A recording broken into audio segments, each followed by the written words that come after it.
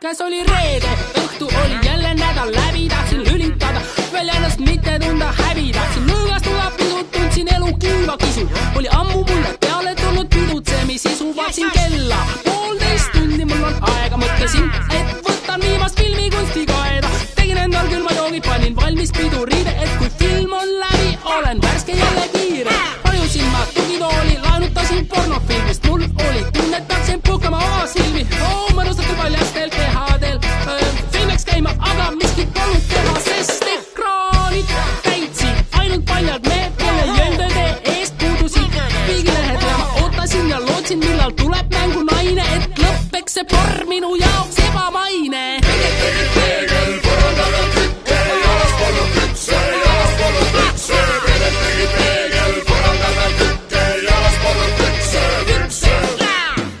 Tegid peegel, põrandaga tükke, jalas polnud pükse, jalas polnud pükse, tegid peegel, põrandaga tükke, jalas polnud pükse, pükse. Loobusin ma filmist, tahtsin minna tantsima, sest kujutad sa ette, mulle meeldib tantsida. Tegin selgeks, kuhu minna, klubi uus mul meeldib see, tellisin ma takso, istusin tavaistmele. Ütlesin ma lugupeetud taksojuht, mis oleks kui viiksite mind, kus kõlblik oleks härrasmehele. Taksojuht Sergei oli välja petud mees, nahk vest, kuldkett ja võtsid ees. Tema jutt oli imal ja mind see pisut eksitas, sest tundsid, et okei, aga vest ei ole seksikas. Pindus imelike vihjeid, tegi ettepanekuid mul uhkei. Kaklustasin kohe teda tagant panemise suhtes.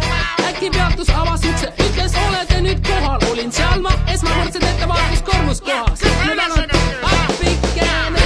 Tegid peegel, põrandaga tükke, jalas polnud pükse, jalas polnud pükse, tegid peegel, põrandaga tükke, jalas polnud pükse, pükse.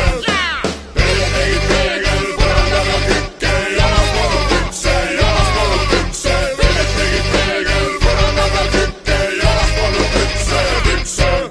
Ma põgenesin maale metsa vanaema manu, kus heterod kõik heina teevad, kasvatavad kanu, et piinlikkuse röga kurgust välja saaks köhitud ning pruunid meritähed mõtteist silmist oleks pühitud. Jõin melissideed ja sõin värsket leedumuna ja metsavahi tütre peale lahkast panin ona. Loe mul muines juttu, õhtul väsinuna sängis, vanaemalt palusin, köögis vikerraadio mängis. Elas kott printsess, algus tundub soodne, ta oli veidi erinev, trendikas ja moodne. Ma tundub, et ta öösiti oleks kuskil käin, sest ta Jimmy Choo stiletodel kontsaplekid läin, sest nuhkal pandi sappa, kes läbi tormi tuiskume jõudis järve